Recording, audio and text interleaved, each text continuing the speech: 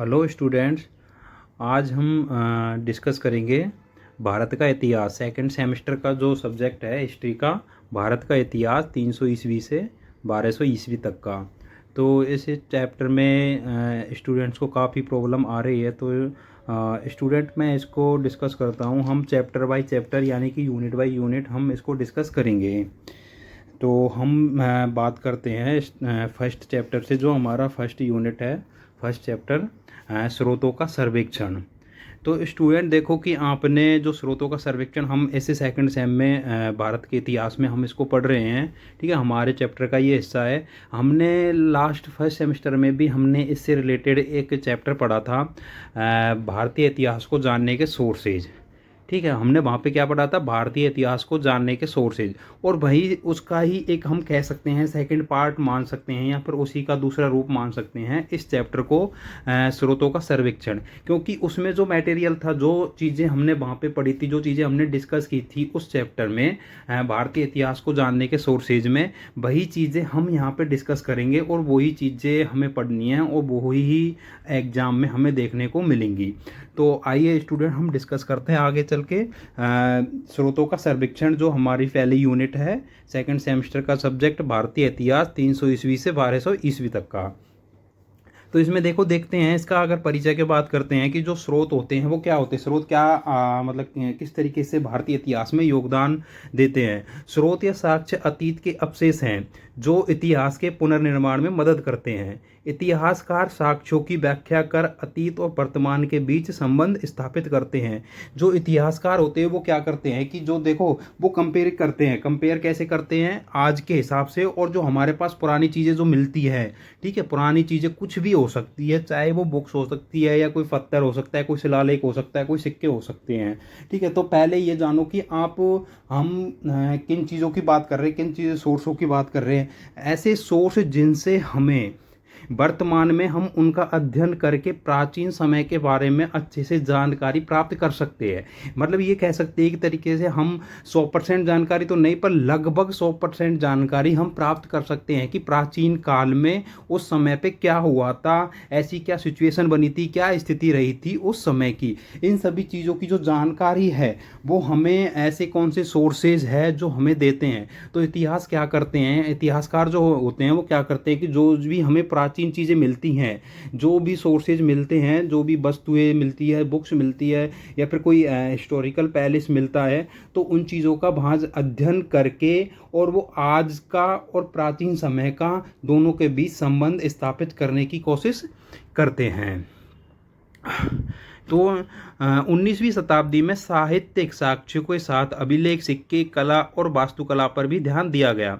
भूतल संग्रह और उत्खनन ने अतीत के महत्वपूर्ण तथ्य उजागर किए। साहित्यिक और पुरातात्विक साक्ष्य एक दूसरे के पूरक हैं। तो देखो इसमें हम आगे देखते हैं स्रोतों के सर्वेक्षण में। तो स्रोतों के सर्वेक्षण यह है, जो इतिहासकार है, इतिहासकारों ने इतिहास को जानने के सोर्सेज को दो भागों में बांटा।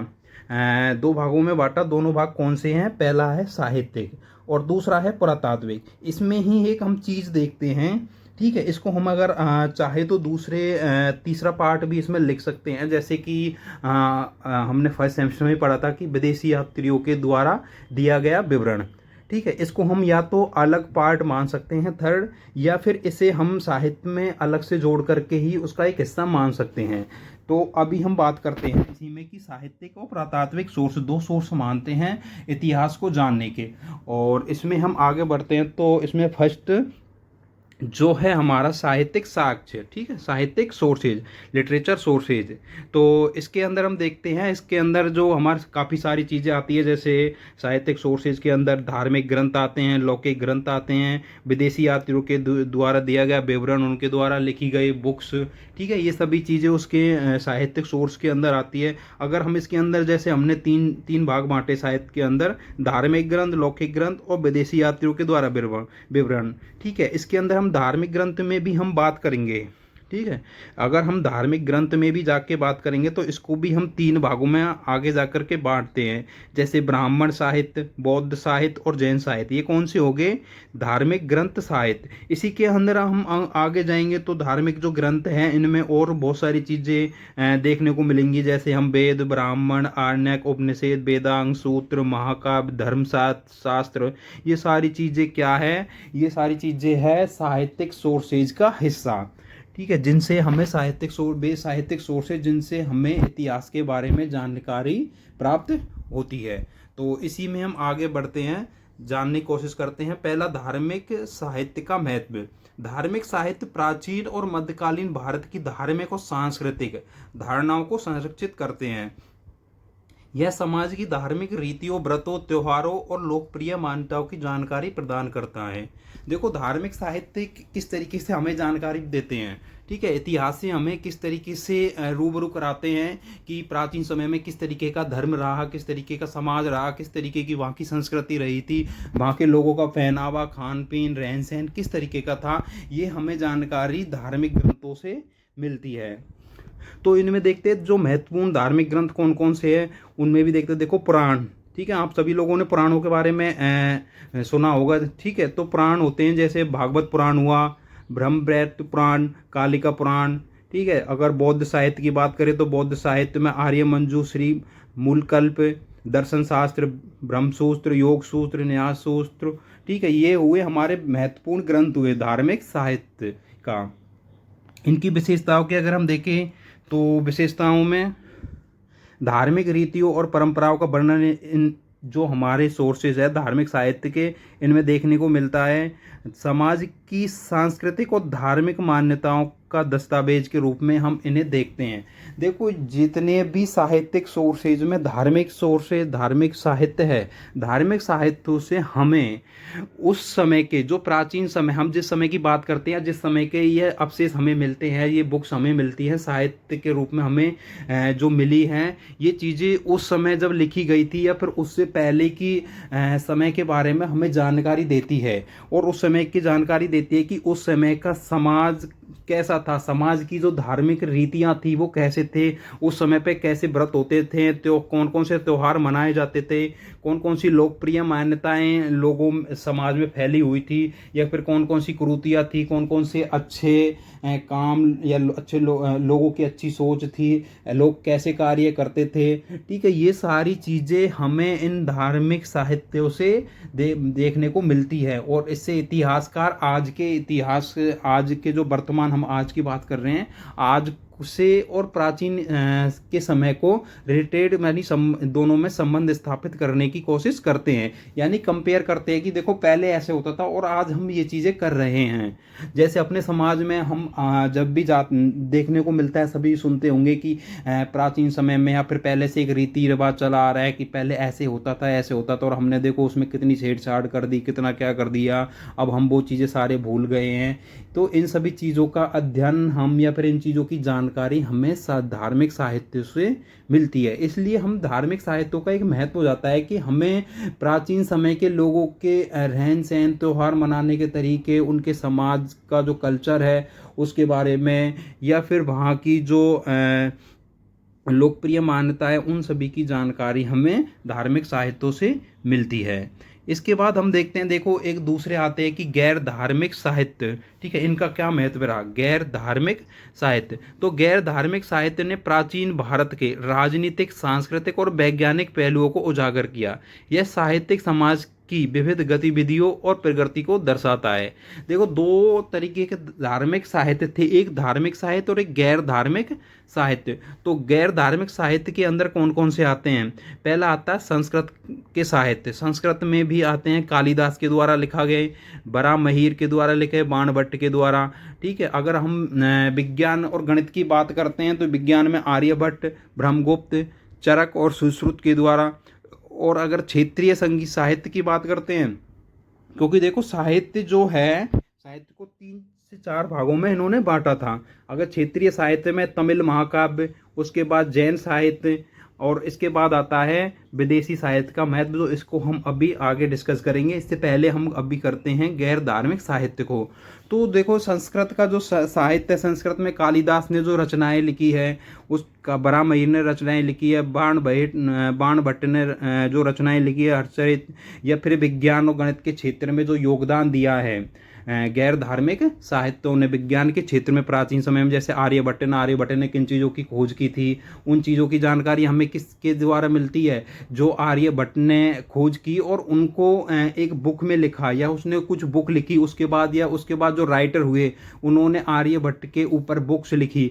ठीक है, उन चीज़ों की जानकारी हमें आज जो बुक्स है उनसे मिलती है, और उन्हें हम किस तरीके से देखते हैं, गैर धार्मिक साहित्य के रूप में। एक तो हो गए धार्मिक साहित्य जिनसे धर्म से संबंधित मिलती हैं चीज़ें। ठीक है, धर्म से संबंधित चीज़ें होती है, जैसे रामायण हुआ, महाभारत हुई, ठीक है, काव्य हुए, पुराण हुए, वेद हुए, ये सारे होते हैं, ये हुए धर्म से संबंध। एक होते हैं गैर धार्मिक। तो गैर धार्मिक में जितने भी उस समय के लेखक हुए, कवि हुए, उनके द्वारा जो रचनाएं लिखी गई है, ठीक है, वो आती हैं गैर धार्मिक साहित्य में। तो इनका भी हमें बहुत महत्व होता है हमारे इतिहास को जानने में। अगर इतिहास के बारे में हम सर्वेक्षण करते हैं तो इसके बारे में भी इन गैर धार्मिक साहित्यों का बहुत महत्वपूर्ण स्थान है हमारे भारतीय इतिहास में, क्योंकि ये उस समय की सारी जानकारियां हमें उपलब्ध कराते हैं। हमें कैसे पता चलेगा कि देखो कालिदास ने कोई रचना लिखी, और कालिदास ने जो रचना लिखी उसमें उन्होंने क्या क्या दर्शाया है। जैसे ही हम देखते हैं बाण भट्ट ने हर्षचरित लिखा। हर्षचरित किसने लिखा, हमें कुछ साहित्य मिला है, कुछ सोर्सेज मिले हैं, कहीं लिखी हुई चीज़ें मिली है जिनसे पता चला है कि बाण भट्ट ने हर्षचरित लिखा है और उसमें क्या क्या चीज़ें हैं। आर्यभट्ट ने, देखो आर्यभट्ट की बात कर, आर्यभट्ट ने क्या खोज की है, हम कैसे जान सकते थे, जब तक हमें कोई ऑथेंटिक सोर्सेज नहीं मिलते या ऑथेंटिक जानकारियाँ नहीं मिलती है, तो हम कैसे मानते कि आर्यभट्ट नाम का भी कोई वैज्ञानिक हुआ था भारतीय इतिहास में। प्राचीन समय में कोई भारतीय इतिहास में एक वैज्ञानिक हुआ आर्यभट्ट, जिसने विज्ञान के क्षेत्र में मतलब कि अच्छी जानकारियाँ दी, या फिर अच्छी खोजें की, ठीक है, आविष्कार किया उन्होंने। तो ये सारी चीज़ें हमें भारतीय इतिहास को जानने में मदद करते हैं कि उस समय के लोगों में भी इस तरीके की जिज्ञासा थी, विज्ञान के प्रति उनकी जिज्ञासा थी, गणित के प्रति जिज्ञासा थी, इसके बारे में उन लोगों को जानकारियाँ थी उस समय पे। ऐसा नहीं है कि गणित की खोज एकदम से 19वीं या 20वीं सदी में हुई है, या फिर 15वीं सदी में ही हुई है, उसके बाद लोग जानने लगे कि गणित क्या है। ऐसा नहीं है, प्राचीन समय में भी लोग गणित और विज्ञान के क्षेत्र में काफ़ी आगे बढ़ चुके थे, और ये सभी चीज़ें हमें बताती है उस समय की जो सोर्सेज है, जो लिटरेचर है, उस समय के जो साहित्य है, उन साहित्यों में जो लिखा गया है, उनसे जो जानकारियाँ मिलती है, उनमें दिखाया गया कि उस समय के लोगों में भी गणित और विज्ञान के क्षेत्र में भी जानकारियाँ रखने का, या फिर उनके पास इस तरीके की खोज करने के अवशेष प्राप्त है। उसके बाद हम आगे देखते हैं, जैसे चरक और सुश्रुत, जो आयुर्वेद चिकित्सा के महत्वपूर्ण ग्रंथ। देखो अगर हम चरक और सुश्रुत की बात करते हैं तो ये जो है आयुर्वेद के क्षेत्र में है, ठीक है, यानी चिकित्सा के क्षेत्र में भारतीय इतिहास में इनका भी एक बहुत महत्वपूर्ण स्थान है। हम देखते हैं, देखो आज भी हम अगर चिकित्सा के क्षेत्र में जाते हैं तो कई ऐसी पद्धतियां हैं, ठीक है, या कई ऐसे मेथड है जिनका यूज हम आज भी चरक और सुश्रुत के हिसाब से करते हैं। यानी कि इनकी जो बुक्स है, जो मेथड या फिर इन्होंने अपनी बुक्सों में लिखे हैं, जिन मेथड्स का ये यूज प्राचीन समय में करते थे, 5वीं 6वीं सदी में, 3री सदी में, जो जिन चीज़ों का ये यूज करते थे, जिन मेथडों का, और या फिर इन्होंने विज्ञान के क्षेत्र में जो अपना योगदान दिया, जो जानकारियाँ लोगों को दी, उन जानकारियों का या फिर उन मेथड्स का यूज हम चिकित्सा के क्षेत्र में आज भी करते हैं। यानी कि उनकी इंपॉर्टेंस कितनी है कि आज से 1500 साल पहले उनके पास में इनकी इतनी इंफॉर्मेशन थी, जबकि उनके पास में कोई टेक्नोलॉजी नहीं थी, कोई भी भौगोलिक सुख सुविधाएं उनके पास में नहीं थी, फिर भी उन लोगों के पास इतना नॉलेज था, मतलब इतना ज्ञान था, मतलब कि चिकित्सा के क्षेत्र में वो कितने आगे थे कि जो हम चीज़ें आज यूज कर रहे हैं, आज की जनरेशन में जो हम 21 सेंचुरी में जो चीज़ों का यूज कर रहे हैं, हमारे पास आज भौतिक सुख सुविधाओं की कोई कमी नहीं है। ट्रांसपोर्ट ले लो, ठीक है, टेक्नोलॉजी ले लो, हर तरीके से हमारे पास सब कुछ अवेलेबल है। बट उस समय पे किसी भी प्रकार की कोई चीज़ें हमारे पास नहीं थी, और उस ऐसे समय में, उस समय पे इतने महान महान वैज्ञानिक व्यक्ति हुए जो जिन्होंने हमें हर क्षेत्र में जानकारियाँ दी। तो ये जो गैर धार्मिक साहित्य, इनका इसलिए महत्व बढ़ जाता है भारतीय इतिहास में कि देखो इन्होंने एक अपनी छाप छोड़ी थी, ठीक है, और इन्होंने अपना योगदान अपने समय पे बहुत ज़्यादा दिया था, जिनका उपयोग जो उस समय का समाज है वो करता आया और आगे बढ़ता चला गया। मतलब उस समाज ने अपना विकास उनके हिसाब से करता गया। या फिर हम कह सकते हैं कि जो उस समय का समाज है, उससे आगे का जो समाज था, उस समाज को आगे बढ़ाने में, समाज का विकास करने में इन सभी का महत्वपूर्ण योगदान रहा है। ऐसे ही देखते देखो, क्षेत्रीय साहित्य होते, क्षेत्रीय साहित्य तमिल महाकाव्य, जो तमिल का क्षेत्र है, जैसे साउथ हम देखते हैं साउथर्न इंडिया, ठीक है, साउथर्न इंडिया में तमिल महाकाव्य जो थे वो अपने क्षेत्र में की जानकारी उस समय की देते हैं। जब तमिल काव्य लिखा गया था, तो तमिल काव्य जब लिखा गया था तो वो उसने अपने आसपास या उस समय की प्राचीन समय की जानकारी या उस महाकाव्य में संग्रहित है, ठीक है, उस महाकाव्य में हमें आज भी पढ़ने को मिलती है। तो उससे हम अनुमान लगाते हैं जो इतिहासकार होते हैं कि उस समय पे किस तरीके का वहाँ का कल्चर रहा था। अब देखो, एक इसमें जो साहित्य के उसमें एक जो चौथे नंबर का पॉइंट है, ठीक है, वो बहुत महत्वपूर्ण है, विदेशी साहित्य का महत्व।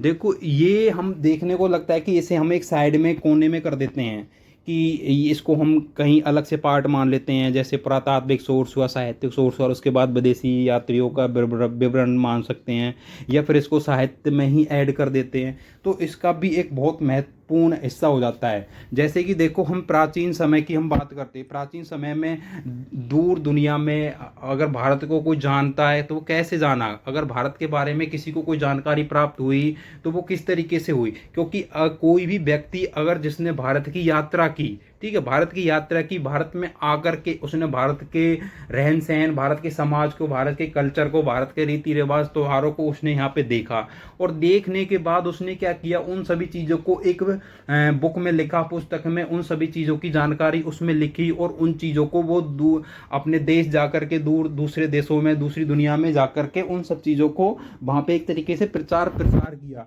तो इससे क्या हुआ कि भारतीय जो संस्कृति है, उस भारतीय संस्कृति का दूसरे देशों में, विश्व के या दूसरी दुनिया के देशों में प्रचार प्रसार हुआ। तो इसमें विदेशी साहित्य का भी एक महत्वपूर्ण स्थान होता है भारतीय इतिहास को जानने में। विदेशी साहित्य का महत्व, विदेशी साहित्य भारत की यात्रा करने वाले यात्रियों और लेखकों के कार्यों से प्राप्त होता है। यह भारत के धार्मिक, सांस्कृतिक, सामाजिक और व्यापारिक पहलुओं का सजीव वर्णन प्रस्तुत करता है। देखो, इससे ये सजीव जो कहते हैं कि सजीव वर्णन प्रस्तुत करता है, किस तरीके, विदेशी साहित्य भारत की यात्रा करने वाले, पहले तो देखो कि भारत की यात्रा जो है वो किन किन यात्रियों ने की थी। तो उसमें आते हैं चीनी भिक्षु। चीनी जो भिक्षु थे, यानी कि वो बौद्ध धर्म को मानने वाले लोगों को हम क्या कहते हैं, भिक्षु कहते हैं। तो जो चीनी भिक्षु थे उन्होंने भारत की यात्रा की थी, और ये कब की थी, तीसरी सदी से लेकर के आगे तक समय समय पे करते आए थे। उनमें प्रसिद्ध है सबसे पहले फाहियान, ठीक है, उसके बाद आता है हेनसांग और इत्सिंग, ये थे चीनी यात्री।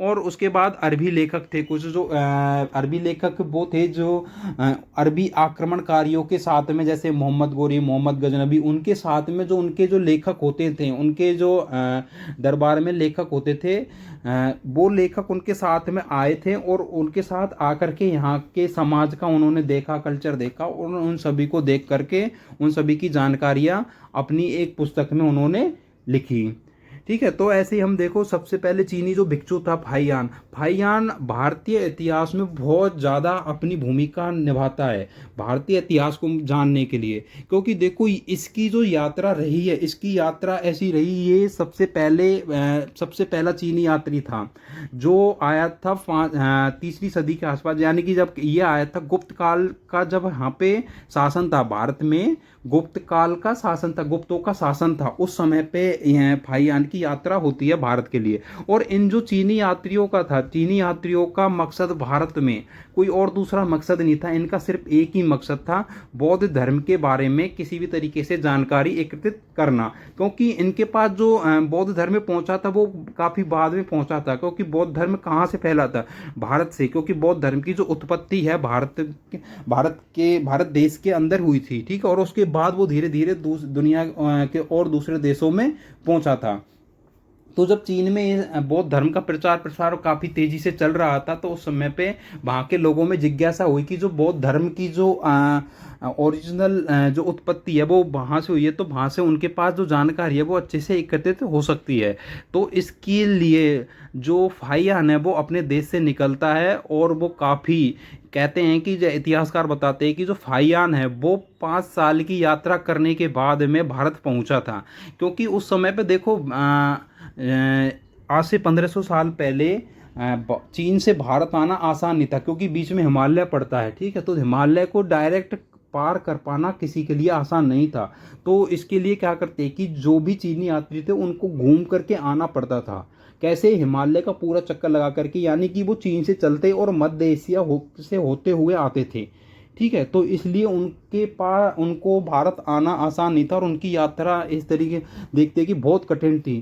तो फाहियान क्या किया कि फाहियान अपने समय पे बहुत कठिन परिस्थितियों का सामना करने के बाद में भारत पहुंचा था। 5 साल का उसने लंबा सफ़र तय किया, और उसने देखो उसके अंदर हम फाहियान की जब हम बात करते हैं तो फाहियान ने अपनी बुक्स में जो उनकी जो बुक है, ठीक है, उनके द्वारा जो बुक लिखी है फोक क्योबी की जो बुक है, उस बुक में उन्होंने वही लिखा जो उन्होंने उस यात्रा के दौरान जो देखा, जो उन्होंने महसूस किया। उन्होंने कोई पक्षपात नहीं किया किसी चीज़ का, उन्हें किसी चीज़ से कोई मतलब नहीं था। क्योंकि देखो एक हम अगर ऑथेंटिक जानकारी की बात करते हैं, सोर्स की बात करते हैं, ठीक है, सटीक जानकारी, तो एक जो विदेशी आक्रमणकारी होते हैं उनके साथ जो उनके लेखक होते हैं, राइटर होते हैं, तो उनका तो हम कह सकते हैं कि उनके ऊपर एक प्रेशर होता है, ठीक है, क्योंकि उन्हें अपने राजा की, अपने शासक की गुणगान करने का, कि उन्हें एक तरीके से ज़्यादातर दिखाने का, उन्हें सबसे ऊपर दिखाना, ठीक है, बलवान शक्तिशाली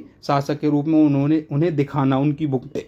लेकिन हम बात करते हैं फाहियान की या चीनी यात्रियों की, क्योंकि इनका इस तरीके का कोई मकसद नहीं था। इनका सिर्फ मकसद वही था कि बौद्ध धर्म के बारे में जानकारी एकत्रित करना। लेकिन इन्होंने क्या किया कि भारत की जब यात्रा की तो यात्रा के दौरान सारी चीज़ें इन्होंने अपनी बुक्स में लिखी, और भारत में इन्होंने ऐसा नहीं कि बौद्ध धर्म के बारे में, इन्होंने जो उस समय के समाज परिवेश में जो चीज़ें देखी उन सभी चीज़ों को इन्होंने अपनी बुक्स के अंदर इकट्ठा किया, मतलब उन चीज़ों को वहाँ पे लिखा।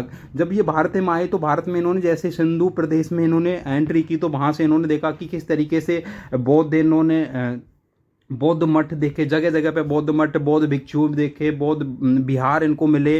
तो इसने हर जगह की यात्रा की, भारत की उत्तर से लेकर दक्षिण तक इन्होंने हर जगह भारत की यात्रा की, बड़े बड़े प्रमुख स्थलों पे, और वहाँ जाकर के देखा कि किस तरीके का भारतीय समाज था। उस भारतीय समाज की पूरी संस्कृति को इन्होंने अपनी बुक्स में संग्रहित किया। तो इससे हम अनुमान लगाते हैं, जो इतिहासकार है वो लगाते हैं कि भारत का जो प्राचीन जो समाज रहा है वो किस तरीके का रहा है।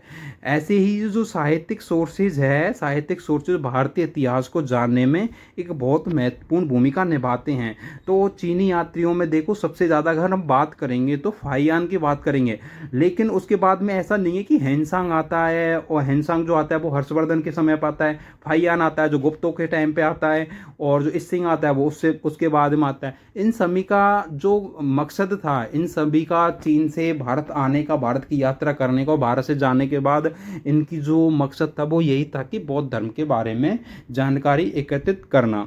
लेकिन इसके बाद में हम देखेंगे, देखो बहुत सारे आक्रमणकारी आए, और उनके साथ में बहुत सारे विदेशी लेखक भी आए उनके साथ में। तो उन सभी का तो एक देख सकते हैं कि एक तरीके से कि उन्होंने जो बुक्स लिखी है, जो उन्होंने उस समाज के बारे में जो जानकारी दी है अपनी बुक्स में, उसको हम कहीं ना कहीं थोड़ा 19-20 या कुछ उसमें डिफरेंट सोचने पे मजबूर हो जाते, क्योंकि शासक के अधीन अगर कोई राइटर काम करता है तो वो थोड़ा उसमें अपने शासक को सबसे ऊपर सर्वोपरि रखने की कोशिश करता है। तो ये थे विदेशी यात्रियों के विवरण।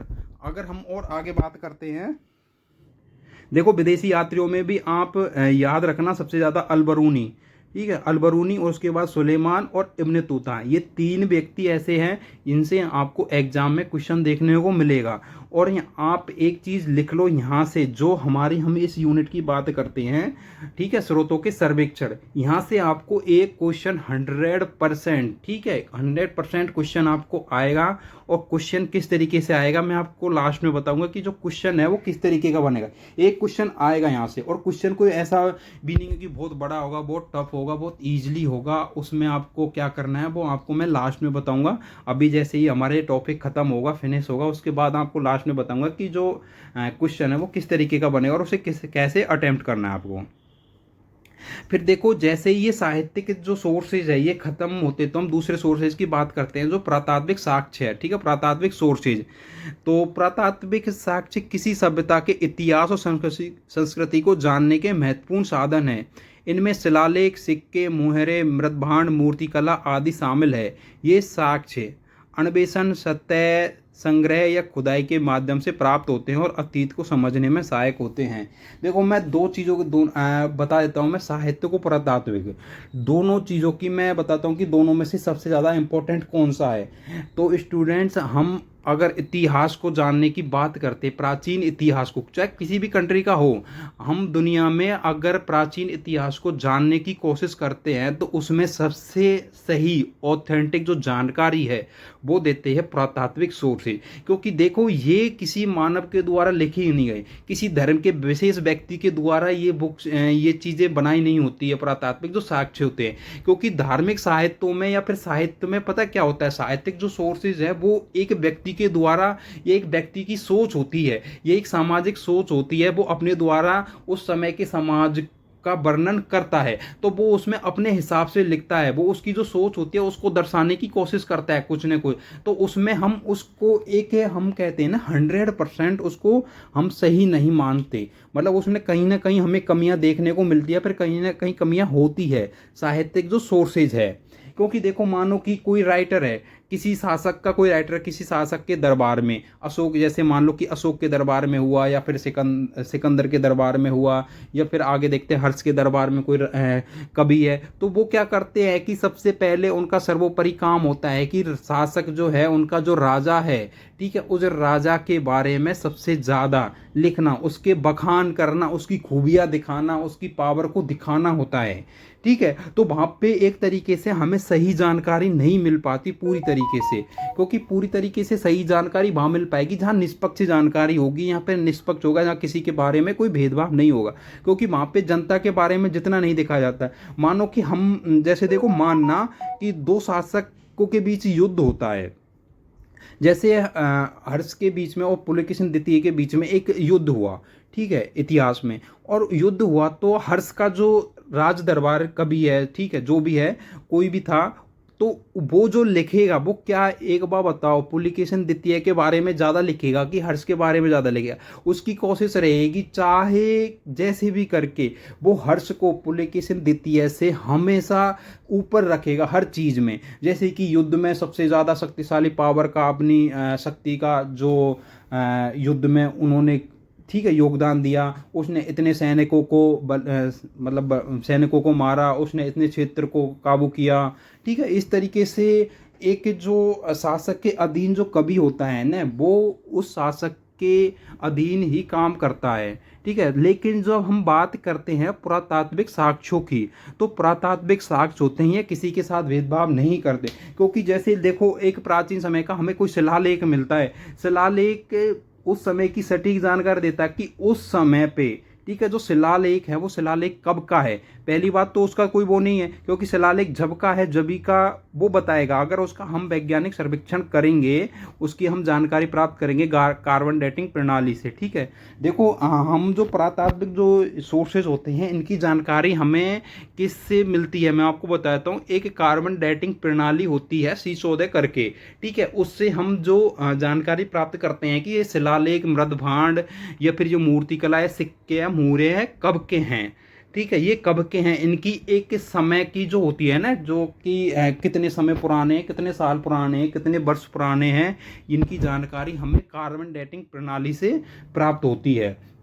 जैसे कि एक समय के हमें सिक्के मिलते हैं, कि मौर्य काल के हमें सिक्के प्राप्त होते हैं, तो सिक्के जो है हमें उस समय की एक ऐसी जानकारी देते हैं, राजनीतिक जानकारी देते हैं, हमें अर्थव्यवस्था की जानकारी देते हैं, उस समय की सामाजिक जानकारी हमें देते हैं सिक्के। ऐसे नहीं है कि सिक्के मिल गए तो उस समय का भाई सिक्के तो नॉर्मल है, ठीक है, सिक्के पुरातात्विक जो सिक्के हैं वो बहुत महत्वपूर्ण है, ठीक है, इतिहास में जानकारी देने में। देखो कैसे, मैं आपको बताता हूँ। मानो कि मौर्य काल के सिक्के हमें प्राप्त होते हैं, ठीक है। मौर्य काल कब का था, मतलब ईसा से पूर्व का।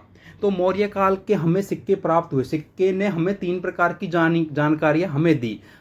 पहली कैसी दी, सामाजिक, दूसरी आर्थिक और तीसरी राजनीतिक।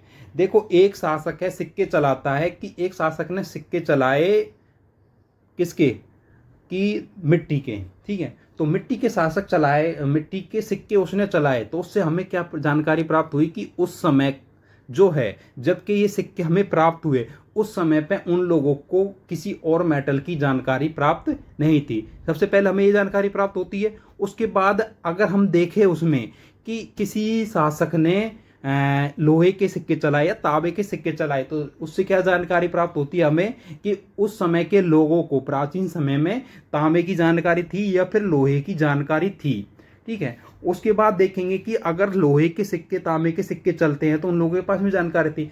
अब उसके बाद आगे देखते हैं हम कि उस समय के शासक के शासनकाल के दौरान, किसी शासक के शासनकाल के दौरान सोने के सिक्के चलाए गए थे, ठीक है। तो सोने के सिक्के चलाए गए थे, इसका मतलब ये है कि उस समय सोने की जानकारी उस समय के लोगों को पता थी और सोने का प्रचलन उस समय पे बढ़ता था, मतलब कि बड़ा हुआ था, मतलब सोने का प्रचलन होता था जो सिक्कों में यूज हो सकता है। इसका मतलब है कि एक आम तौर पे उसका उस धातु का यूज किया गया होगा हर प्रकार के उसमें।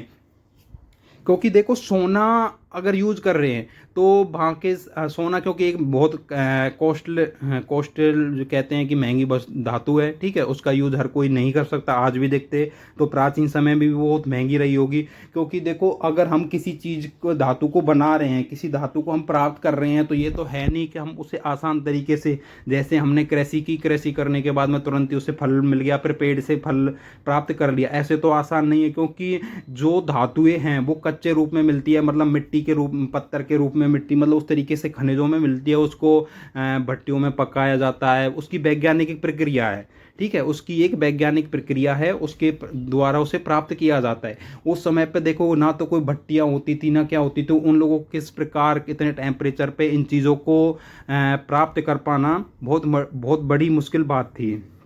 बट उस समय के लोग को धीरे धीरे इन सब चीज़ों की जानकारी प्राप्त हुई और इन सब चीज़ों का उपयोग उस समय का मनुष्य अपने सामाजिक बेस में करने लगा। तो जब एक इंसान, मतलब कि एक शासक सोने के सिक्के चलाता है, तो उससे हम जो है या फिर इतिहासकार है वो अनुमान लगाते हैं कि उस समय का जो सामाजिक परिवेश है उस शासक का इतना मजबूत रहा है, यानी कि उसकी जो अर्थव्यवस्था है उस शासक की बहुत अच्छी रही है कि वो सोने के सिक्के चला रहा है। और दूसरी बात ये कि सोने के सिक्के चल रहा है तो समाज की आर्थिक स्थिति, समाज की जो स्थिति है वो बहुत अच्छी रही है कि वो सोने के सिक्के को चला रहे हैं और सोने के सिक्के चल रहे हैं। क्योंकि आज की स्थिति में हम देखो सोने के सिक्के नहीं चला सकते, क्योंकि सोना कितनी महंगी धातु है, ठीक है, नहीं चला सकते। हर किसी की आर्थिक स्थिति इतनी अच्छी नहीं है कि वो सोने का यूज सिक्के के रूप में कर सकता है, नहीं करते ना हम लोग। तो पर जब सोने के सिक्के चले थे किसी शासक के शासन काल में, तो ये बहुत बड़ी उपलब्धि रही थी उस समय पे, ठीक है। उसके बाद देखते हैं कि जब सोने के सिक्के चल रहे हैं तो वो राजनीतिक स्थिति, ठीक है, उनकी कैसी रही है, क्योंकि राजनीतिक स्थिति की भी जानकारी इस तरीके से हमें देते हैं।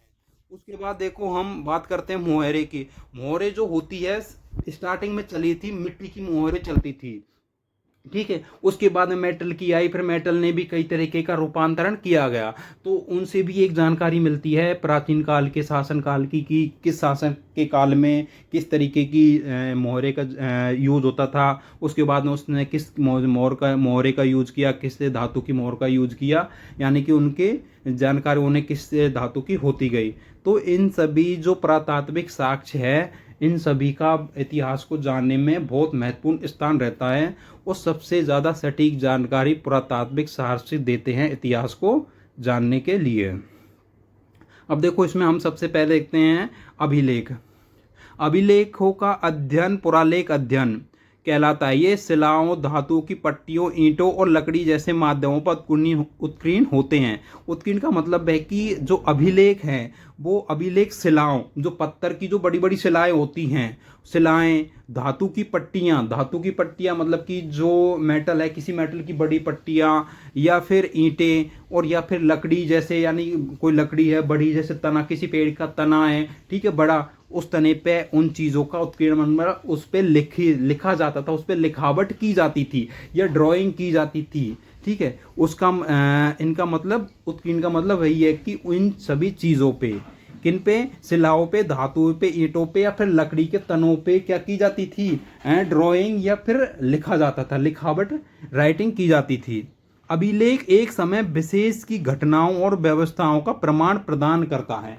देखो ये अभिलेख क्या करते, क्योंकि देखो हमारा एक समय था जिस समय पे इंसान को कागज का यूज करना नहीं आता, मतलब कागज का आविष्कार नहीं हुआ था। उस समय का जो इंसान है वो लिखने के लिए किन चीजों का यूज करता है, वो लिखने के लिए यूज करता था शिलालेखों का, धातुओं का या फिर पत्तों का या फिर टहनी मतलब कि जो पेड़ की जो लकड़ी होती है, लकड़ी का यूज करता। उन चीजों पे वो ड्राइंग बना करके या फिर लिख करके उन चीजों को संग्रहित करता था, क्योंकि उस समय पे कागज का आविष्कार तो हुआ नहीं था, कागज का आविष्कार बहुत बाद में हुआ था।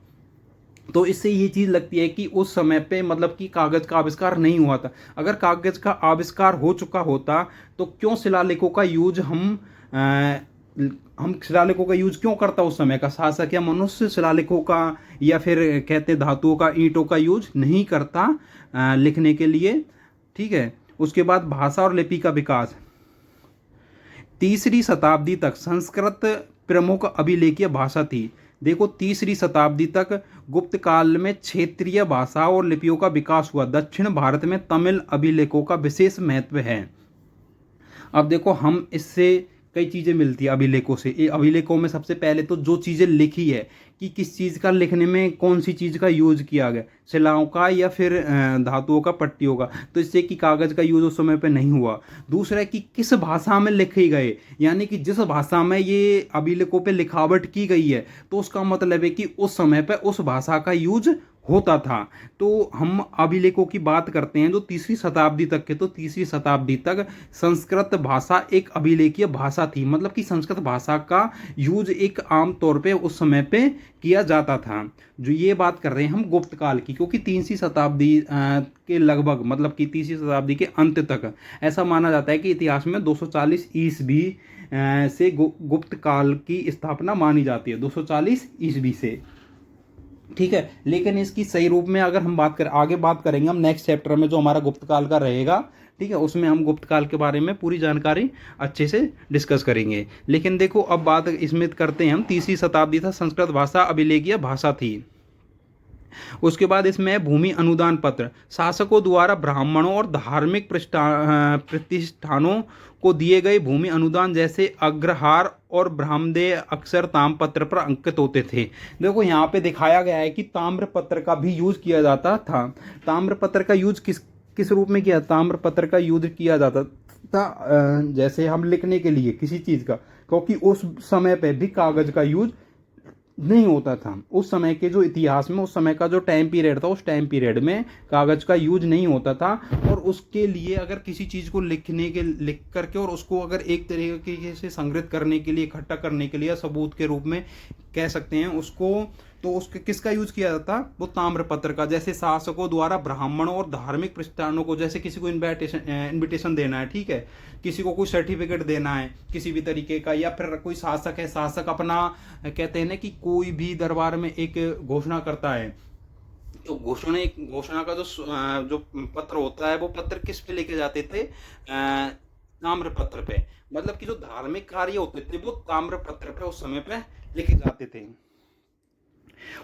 इसके बाद महत्व, प्रशासनिक और राजस्व प्रणालियों, सामाजिक संरचना और धार्मिक व्यवस्थाओं को समझने के लिए यह अभिलेख महत्वपूर्ण स्रोत है, ठीक है। इसके बाद हम देखते हैं सिक्कों के बारे में। सिक्कों का अध्ययन मुद्रा शास्त्र कहलाता है। ये न केवल आर्थिक लेन देन के साधन थे बल्कि राजाओं की राजनीतिक और धार्मिक पहचान के परिचायक भी थे। देखो मैंने आपको बताया था अभी थोड़ी देर पहले, हमने डिस्कस किया था कि सिक्के किस तरीके से एक शासक की आर्थिक, राजनीतिक, सामाजिक स्थिति को बयां करते हैं। तो यही है कि जो शासक जितना शक्तिशाली होगा, जिसकी आर्थिक स्थिति जितनी अच्छी होगी, वो उसी प्रकार के सिक्के अपने शासनकाल के दौरान चलाएगा। अगर किसी शासक की किसी शासक की अगर आर्थिक स्थिति अच्छी नहीं है तो वो जो लो क्वालिटी की मेटल है या फिर बहुत सस्ती दाम पे जो चीज़ें मार्केट में अवेलेबल है वो उस चीज़ का यूज करेगा सिक्के के रूप में बनाने के लिए। जैसे मान लो कि आज एल्युमिनियम बहुत सस्ती है, एल्युमिनियम के सिक्के बनाना आसान है क्योंकि अच्छे सस्ती कीमत पे मिल जाती है, तो और उसके सिक्के बनाना आसान है। लेकिन आज अगर कोई भी शासक गोल्ड का सिक्के चलाएगा, यानी कि वो उसकी स्थिति यानी उसके जो शासनकाल की स्थिति इतनी अच्छी है कि वो गोल्ड के सिक्के चला रहा है, यानी गोल्ड के सिक्के मार्केट में चल रहे हैं और चोरी नहीं हो रहे, वो आम मतलब उस पर चल रहे हैं। यानी कि जो उस समय की जो जनता है, जनता कितनी धन्य धान्य है, मतलब कि उसकी जनता की जो आर्थिक स्थिति कितनी मजबूत है कि जो सिक्के हैं वो आम तौर पे चल रहे हैं। ठीक है, तो ये जो सिक्के हैं वो शासक की राजनीतिक, आर्थिक और सामाजिक स्थिति को भी बयां करते थे, आर्थिक स्थिति के साथ साथ में। गुप्त काल के सिक्के, गुप्त राजाओं ने सोने के सुंदर सिक्के यानी दीनार जारी किए। इन पर राजा को बीणा बजाते हुए, अश्वमेध यज्ञ करते हुए दिखाया गया। हम आगे डिस्कस करेंगे कि कौन सा शासक था जो जिसने अपने आप को बीणा बजाते हुए सिक्कों पे दर्शाया है, ठीक है, या फिर जी किसने अश्वमेध यज्ञ करते हुए दिखाया, ये आगे हम बात करेंगे। लेकिन जो गुप्त काल के जो राजा थे, उन राजाओं ने मतलब सोने के सिक्के चलाए। तो इसलिए हम देखो इतिहास में एक आपने एक बात सुनी होगी कि गुप्त काल को मतलब कि जो गुप्त काल का जो टाइम पीरियड था उसे हम भारतीय इतिहास का स्वर्ण काल कहते हैं। ठीक है, स्वर्ण काल क्यों कहते हैं? क्योंकि उस समय का जो समाज था, उस समय का जो समाज था वो पूरी तरीके से मतलब फल फूल रहा था, या फिर धन्य धान्य था, मतलब सारी सुख सुविधाएं उनके पास में थी। मतलब उस समय के समाज का जो विकास है एक अपनी चरम सीमा पे था। इसलिए उस समय के जो टाइम पीरियड को, गुप्त काल का जो टाइम पीरियड है, तीसरी सदी से लेकर के 5वीं सदी का जो टाइम पीरियड है, उसको हम भारतीय इतिहास में स्वर्ण काल के रूप में कहते हैं। और उसी समय के जो टाइम पीरियड को हम, एक सोने की चिड़िया आपने एक बर्ड सुना होगा, तो उसी समय के टाइम पीरियड को लेकर के हम पूरी दुनिया में भारत को सोने की चिड़िया कहा जाता है। क्योंकि जो पूरी दुनिया की उस समय की अगर हम जीडीपी की बात करें, ठीक है, तो जो आज जो जीडीपी की हम बात करते हैं, तो उस समय के जो प्राचीन समय में यानी गुप्त काल के टाइम की जो जीडीपी थी वो भारत पूरी दुनिया में सबसे ज़्यादा थी, यानी बहुत महत्वपूर्ण हिस्सा रखती थी गुप्त काल की जीडीपी। इसलिए उस समय के टाइम पीरियड को गोल्डन टाइम पीरियड या फिर सोने की चिड़िया कहा जाता है। इसके बाद देखते हैं क्षेत्रीय विशेषताएं। दक्षिण भारत में चोल और पल्लव राजाओं के सिक्कों पर बाघ और शेर जैसे प्रतीक होते थे। मध्यकालीन भारत में मिश्र धातु के सिक्कों का प्रचलन बढ़ा था। ठीक है, देखो अब धीरे धीरे जैसे समय बीतता गया, क्षेत्रीय विशेषताओं में हम चोल और पल्लव राजाओं की बात करते हैं, तो दक्षिण भारत के क्षेत्र के ये शासक थे। ठीक है, तो इनकी अगर हम बात करें कि किसी शासक ने सिक्के पर बाघ चिन्हित किया, किसी ने शेर का, किसी ने पशु पक्षियों का, तो ये उस चीज़ को दिखाने की कोशिश करते हैं कि जो बाघ है उस समय पे कितनी इम्पोर्टेंसी रखते हैं। यानी बाघों की जो उस समय की जो स्थिति थी समाज में, या तो हो सकता है कि वो एक सभी जितने भी जानवर थे, जानवरों में एक महत्वपूर्ण स्थान रखते थे, उनकी इम्पोर्टेंसी बहुत ज़्यादा थी, या शेरों की इम्पोर्टेंसी ज़्यादा थी, या फिर किसी शासक ने मान लो कि फूल का चित्र उस पर अंकित किया है सिक्के पे, यानी कि वो फूल उस समय के इन्वायरमेंट में, उस समय के टाइम पीरियड में एक बहुत ज़्यादा इम्पोर्टेंसी रखता है, सभी फूलों में सबसे ज़्यादा। तो ये सारी चीज़ें जो हैं कहीं ना कहीं किसी तरीके से एक जानकारी देती है इतिहास को समझने में, सभी चीज़ें। महत्व देखते हैं सिक्कों का। सिक्कों ने न केवल आर्थिक व्यवस्था बल्कि शासकों की धार्मिक और सांस्कृतिक नीतियों का भी पता चलता है कि शासक के किस धार्मिक नीति का है, या फिर उसकी जो सांस्कृतिक किस तरीके की है। जैसे मान लो कि सांस्कृतिक नीति, किसी ने शासक ने सिक्के पे किसी उस समय के देवी देवता का चिन्ह अंकित किया, मतलब कि वो समाज से जुड़ा हुआ है। कोई अपने आप को बीणा बजाते हुए दिखाने की कोशिश करता है, कोई मतलब कि किसी शेर का उसने या फिर पशु पक्षी या पेड़ पौधे का अंकित किया है सिक्के पे, यानी कि वो प्रकृति से प्यार करता है। तो इस तरीके से वो जो सिक्के हैं उस समय के लिए केवल आर्थिक स्थिति बयान नहीं करते हैं उस समय की, वो उस समय की धार्मिक और सांस्कृतिक नीतियों का भी पता चलता है उस समय की। इसके बाद अन्य पुरातात्विक अवशेषों में हम देखते हैं मंदिर, मठ, अन्य स्थापित अवशेष विशेष रूप से धार्मिक प्रकृति के उस काल की सांस्कृतिक धरोहर को समझने में सहायक होते हैं। देखो मठ मंदिर मस्जिद जो हमें प्राप्त होते हैं, हम देखते हैं कि खुदाई के दौरान कभी कहीं मंदिर मिल रहा है, कभी मठ मिल रहा है, कभी कुछ मिल रहा है, कभी सिक्के मिल रहे, कभी मनके मिल रहे, कभी मृत भांड मिल रहे। ये जो सारी चीज़ें जो मिलती हैं, इनकी जब हम जानकारी प्राप्त करते हैं जो कार्बन डेटिंग प्रणाली से, तो इससे हमें पता चलता है कि उस समय के दौरान, उस समय के टाइम पीरियड में इन चीज़ों को बनाना। अब देखो आप कभी जाना महाराष्ट्र में एलोरा की, अजंता की गुफाएं हम जब देखते हैं, जब उन चीज़ों को हम वहाँ पे जाके देखते हैं, तो हम उसे अनुमान लगाते हैं कि उस समय पे इतनी जो फैसिलिटी ना होने के बाद, ठीक है, कारीगरों के पास में आज के हिसाब से उस प्राचीन समय में ये जो कारीगर, उनसे हम कंपेयर करते हैं तो देखते हैं कि उन लोगों के पास में कोई भौतिक सुख सुविधाएं ना होने के बाद में उन्होंने पत्थरों को, पहाड़ों को काट काट करके गुफाओं को किस तरीके से, मतलब कि किस तरीके से बनाया, उनमें डिजाइन की, उनमें कारीगरी की, नक्काशी की। तो इस चीज़ों से पता चलता है कि उस समय की जो कारीगरी थी वो अपनी चरम सीमा पे थी, यानी कि उन लोगों के पास में कितना अनुभव था, ठीक है, उन लोगों के पास में कितना, एक हथौड़े और एक छेनी जो जिससे वो ठोकते हैं ना, हथौड़ा से बजाते हैं, उससे सिर्फ उन्होंने पूरी नक्काशी की हुई है, उस पर कारीगरी की हुई है। आज हम मशीनों का यूज करते हैं, टेक्नोलॉजी का यूज करते हैं, ठीक है, तो कई और चीज़ों का यूज करते हैं, लेकिन उस समय पे नहीं था, उस प्राचीन समय में। और उसके बाद भी उन्होंने जो मंदिरों में, मठों में, मस्जिदों में हम जो चीज़ों की देखते हैं, उनमें कारीगरी देखते हैं, डिजाइनिंग देखते हैं, ठीक है, तो उससे हम अनुमान लगाते हैं कि उन लोगों के पास में अनुभव या जानकारी की कोई कमी नहीं थी। इनमें प्रमुख स्थलों में देखो, यहाँ गुप्त का सीढ़ीदार मंदिर मिला है इस चित्र में, कुम्हरार पटना में बौद्ध मठ के अवशेष मिले हैं, महास्थानगढ़ बांग्लादेश पकी हुई ईंट की संरचनाएं, बसाद में यहाँ बड़ी संख्या में मोहरें पाई गई है। ये सारी चीज़ें इनकी विशेषताएं। गुप्त काल की संरचनाएं प्राचीन ईंटों से बनी होती हैं, जबकि शुंग और कुषाण काल में नई ईंटों का प्रचलन था। देखो ईंटें भी बताती हैं, ईंटें भी उस समय की जो स्थिति है ना, उसको अच्छे से बयां करती है कि किस तरीके की ईंटों का कब कैसे यूज किया गया। देखो हम एक सिंधु घाटी को पढ़ते हैं, वहाँ की जो ईंटें थी वो पकी हुई ईंटें थी, ठीक है, कैसी ईंटें थी, पकी हुई ईंटों का यूज किया। उसके बाद ईंटें कच्ची मिली, कहीं पे किस कौन सी मिट्टी की ईंटों का यूज किया गया। अब जैसे देखो इसमें बताया कि गुप्त काल की संरचनाएं प्राचीन ईंटों से बनी है, ठीक है, जबकि शुंग और कुषाण काल, जो शुंग और कुषाण काल में जो ईंटों का उपयोग किया गया था वो नई प्रकार की या नई पद्धति वाली जो ईंटें थी उनका उपयोग किया गया था। तो हर चीज़ जो है इतिहास से जुड़ी है, जो प्राचीन चीज़ है, कुछ भी है जो उस समय की चीज़ हमें आज मिलती है, ठीक है, तो वो उस समय की चीज़ को बयां करती है, कई तरीके से बयां करती है, सामाजिक, आर्थिक, राजनीतिक, सांस्कृतिक, ठीक है, तो हर तरीके से वो उस चीज़ के, उस समय के टाइम पीरियड के बारे में हमें जानकारी देती है, जो एक तरीके से हम उसे ऑथेंटिक मानते हैं। पुरातात्विक साक्ष्यों का महत्व आगे देखते हैं। देखो पुरातात्विक साक्ष्यों का महत्व, इतिहास की पुनर्रचना, ये साक्ष्य प्राचीन और मध्यकालीन भारत की सामाजिक, राजनीतिक और धार्मिक संरचनाओं को समझने में मदद करते हैं।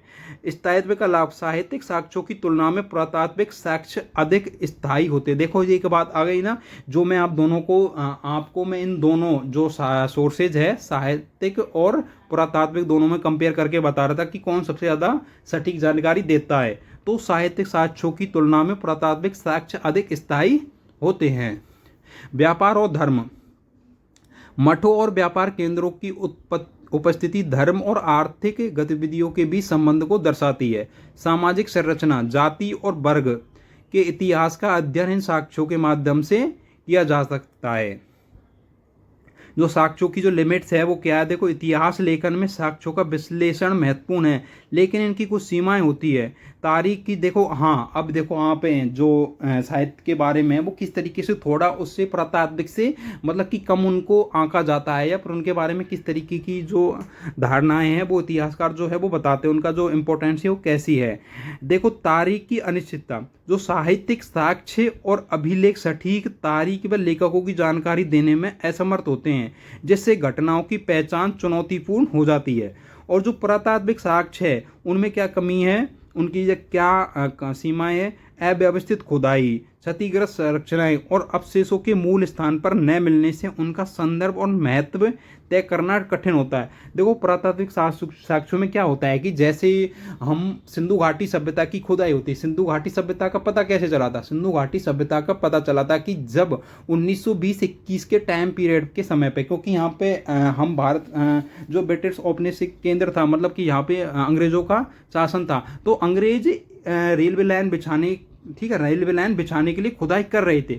और उस खुदाई के दौरान जब वो रेलवे लाइन बिछा रहे थे, तो उस खुदाई के दौरान वहाँ पे जब ईंटों से बने हुई चीज़ें मिली, यानी कि यों की त्यों मिली थी उन चीज़ों का, तो इस तरीके से वहाँ जब उत्खनन हुआ उसके बारे में और खुदाई की, तो खुदाई के दौरान देखो बहुत सी चीज़ें टूट जाती है, नष्ट हो जाती है, ठीक है, किसी चीज़ का आधा भाग गायब हो जाता है। तो इस तरीके से उनमें क्या हुआ, अव्यवस्थित खुदाई होती है, क्षतिग्रस्त हो जाती है, कई चीज़ें, मूर्ति है वो क्षतिग्रस्त हो जाती है, या अवशेषों के मूल स्थान, कोई अवशेष कहाँ था और खुदाई के दौरान वो कहाँ पे मिला उसका, ठीक है, तो न मिलने से उसके संदर्भ और महत्व का तय कर पाना थोड़ा कठिन होता है। लेकिन दोनों में अगर हम कंपेयर करने की बात करते हैं तो पुरातात्विक जो साक्ष्य है वो एक सही जानकारी देने में, ठीक है, सक्षम है, बजाय उनके साहित्यिक सोर्सों के। अब देखो ये हमारा जो पहला यूनिट था, पहला चैप्टर था, ठीक है, जो स्रोतों का सर्वेक्षण। अब मैं आपको बताता हूँ कि यहाँ से जो क्वेश्चन बनेगा आपका क्वेश्चन वैसे 3 तरीके से बनता है, पर इसमें मैं आपको 2 क्वेश्चन बताऊंगा। आपको दोनों में से एक क्वेश्चन आपका 100% आएगा और उसको किस तरीके से आसान भाषा में लिखना है। सॉरी। देखो पहला क्वेश्चन आएगा आपका साहित्यिक सोर्स, ठीक है, आपका जो क्वेश्चन बनेगा पहला बनेगा साहित्यिक सोर्सों का महत्व भारतीय इतिहास में किस प्रकार से है, या भारतीय इतिहास की जानकारी देने में साहित्यिक सोर्सों का महत्व क्या है। यानी साहित्यिक सोर्स से आपका क्वेश्चन बनेगा, वो उसकी जो लैंग्वेज है ना वो कैसे भी घुमा देगा आपको, लेकिन उसमें साहित्यिक सोर्स के बारे में हमें जानकारी देनी है। क्या करना है, साहित्यिक सोर्स के बारे में हमें जानकारी देनी है। उसकी लैंग्वेज चाहे कुछ भी हो, वो किसी भी तरीके से आपसे पूछे, उसमें अगर साहित्यिक सोर्स के बारे में पूछना है तो आपको सबसे पहले आंसर में जाना, साहित्यिक सोर्स ऊपर एक हेडिंग डालनी है, उसके बाद में उसकी डेफिनेशन यानी एक परिचय देना है उसके बारे में आपको, ठीक है, उसके बारे में क्या करना है, उसके बारे में परिचय देना है कि जो साहित्यिक सोर्स है वो क्या है, साहित्यिक सोर्सों क्या चीज़ है और इनका उपयोग किस तरीके से हम भारतीय इतिहास में करते हैं, यानी कि किस तरीके की जानकारी ये देते हैं। इतना सा लिखने के बाद आपको आगे जाना है कि जो साहित्यिक सोर्स है उन साहित्यिक सोर्सों को हम किस तरीके से डिवाइड करते हैं, 2 भागों में, 3 पार्टों में, यानी कि एक धार्मिक साहित्य, एक गैर धार्मिक साहित्य और एक तीसरा आ जाता है उसमें विदेशी यात्रियों के द्वारा विवरण, ठीक है। इन 3 पार्टों में हम उसे जो धार्मिक साहित्य यानी साहित्य है उस साहित्यिक सोर्स को हम 3 भागों में डिवाइड कर देंगे। उसके बाद में हम उनको अलग अलग उनके बारे में थोड़ा थोड़ा एक्सप्लेन करेंगे। जैसे उसके बाद आता है धार्मिक ग्रंथ, धार्मिक ग्रंथों में हम सारी चीज़ों को लेंगे, ब्राह्मण साहित्य, बौद्ध साहित्य और जैन साहित्य, ठीक है। तो ब्राह्मण साहित्य में हम महाभारत, रामायण, वेद, पुराण, इनके बारे में हम उपनिषद, इनके बारे में थोड़ा 2-2 लाइन, 3-3 लाइन इस तरीके से हम उसमें लिख देंगे। इसके बाद बौद्ध साहित्य में हमें बौद्ध साहित्य के जो ग्रंथ है, बौद्ध साहित्य की जो जातक कथा है, बौद्ध धर्म से संबंध, उनके बारे में लिखेंगे। जैन धर्म से संबंधित जैन के बारे में हम जानकारी उसमें देंगे। ये तो हमारा धार्मिक ग्रंथ के बारे में। उसके बाद गैर धार्मिक ग्रंथ, लौकिक ग्रंथ, जिसके बारे में मैंने आपको बताया, कालिदास की हुई, आर्यभट्ट की हुई, ठीक है, सुश्रुत, चरक संहिता, ये सारी इन चीज़ों के बारे में हम बताना है क्योंकि ये गैर धार्मिक, ठीक है, गैर धार्मिक साहित्य है। फिर इसके बाद में 3rd कैटेगरी है विदेशी यात्रियों के विवरण। उसमें हमें देखना है कि जो फाहियान है, हिंसांग और इत्सिंग है, अलबरूनी, इब्न तूता, सुलेमान करके जो ठीक है, जो ये विदेशी यात्री थे, इन्होंने यहाँ आकर के कौन सी बुक्स लिखी थी और किस प्रकार की जानकारी उन्होंने अपनी बुक्स में दर्शाई थी। तो ये सारी चीज़ें वहाँ पर लिखनी है, अपने हिसाब से लिखनी है जो आपको जानकारी है। जरूरी नहीं है कि आप बिल्कुल बुक का लिखें, आप अपने बेसिक नॉलेज को भी इसमें अपने आप को दिखाने की कोशिश करना, ठीक। अपनी जो लैंग्वेज है उस लैंग्वेज में आप दिखाने की कोशिश करना, क्योंकि जो एग्जामिनर है वो आपसे ये पूछता है कि आपको किस प्रकार की जानकारी प्राप्त है, आप किस प्रकार से इस चीज़ों को देखते हैं, ठीक है। तो उसमें अपनी भाषा का आपको यूज करना है। अब इसके बाद एक दूसरा क्वेश्चन बनता है, ठीक है। दूसरा क्वेश्चन क्या बनेगा, पुरातात्विक सोर्स, ठीक है। पुरातात्विक सोर्स भारतीय इतिहास में किस प्रकार अपना महत्व रखते हैं, या किस प्रकार से पुरातात्विक सोर्स भारतीय इतिहास के बारे में जानकारी देते हैं। तो हमें बताना पुरातात्विक सोर्स के बारे में ही है, अब वो किस तरीके से पूछ ले चाहे, ठीक है। तो पुरातात्विक सोर्स में हमें देखो अभिलेख, सिक्के, मृदभांड, ठीक है, मुहरे, मूर्तिकला, चित्रकला, स्थापित स्मारक, इन सभी के बारे में थोड़ा थोड़ा पॉइंट बना करके लिखना है। सबसे पहले वही जैसे साहित्यिक सोर्स के बारे में लिखा, पुरातात्विक सोर्स लिखा, ऊपर बड़ी एक हेडिंग, ठीक है, अंडरलाइन करके बड़े बड़े उसमें। उसके बाद नीचे जाना, परिचय देना है कि साहित्यिक सोर्स होते क्या हैं और उसके अंदर कौन कौन से होते हैं। उसके बाद में उन सभी के बारे में एक एक पॉइंट बना के, जैसे अभिलेख वन, फिर मुहरे, फिर सिक्के हुए, फिर मृदभांड हुए, ठीक है। जैसे आपको जिस शासक काल के बारे में, जिस शासन काल के बारे में आपको जानकारी प्राप्त है, जैसे मान लो आपको सिक्कों के बारे में, मान लो सिक्कों के बारे में आपको सिंधु घाटी सभ्यता के जो सिक्के मिले उनके बारे में जानकारी प्राप्त है, आपको वैदिक सभ्यता के मुहरे याद है, फिर मूर्तिकला, चित्रकला, उसके बाद जो भी जिस समय की आपको जो चीज़ें आपको याद है। ऐसा नहीं है कि हम जो बुक्स पढ़ रहे 300 ईस्वी से 12 ईस्वी इस चैप्टर में ये चीज़ मैटर नहीं करती। यहाँ पे हमें सिर्फ दिखाना है कि हमें जो दिखाना है वो स्रोतों का सर्वेक्षण, जो यानी भारतीय इतिहास को जानने के लिए जो सोर्सेज है वो अपनी इंपॉर्टेंसी किस तरीके से रखते हैं, पर किस तरीके से जानकारी देते हैं, चाहे वो किसी भी शासनकाल की या फिर किसी भी टाइम पीरियड की रही हो, ठीक है।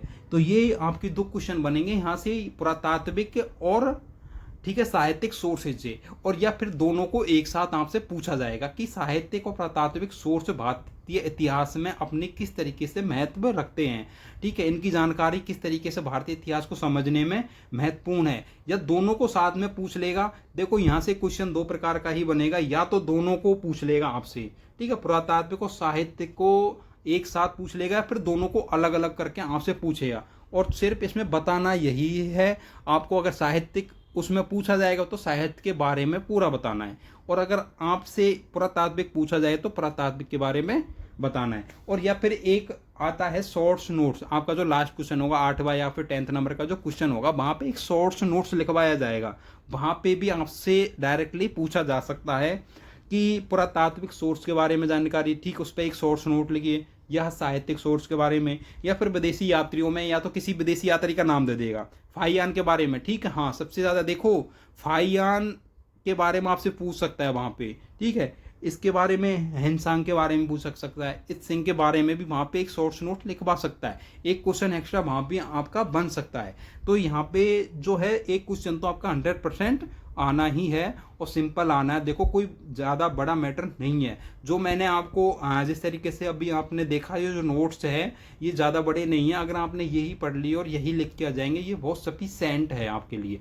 और मैं कोशिश करूँगा आगे आपको जो जितने भी यूनिट है, 5-6 यूनिट है, जितनी सभी यूनिट की अलग अलग से मैं आपको वीडियो बना करके आपको समझाने की कोशिश करूँगा, ठीक है। तो आप जुड़े रहिए, और एक के बाद आपको ये सारी चीज़ें मिलती चली जाएंगी। और देखो एक चीज़ और बताऊँगा, इसके जो इंपॉर्टेंट क्वेश्चन है वो भी मैं आपको अवेलेबल करवा दूंगा। जो इस बुक्स है आपकी 300 ईस्वी से लेकर के 1200 ईस्वी तक के, इसके तो इंपॉर्टेंट क्वेश्चन मैं आपको दूंगा ही दूंगा। इसके अलावा और जितने भी सब्जेक्ट है सभी के इंपॉर्टेंट क्वेश्चन आपको मिल जाएंगे आपकी एग्जाम से 1 दिन या 2 दिन पहले।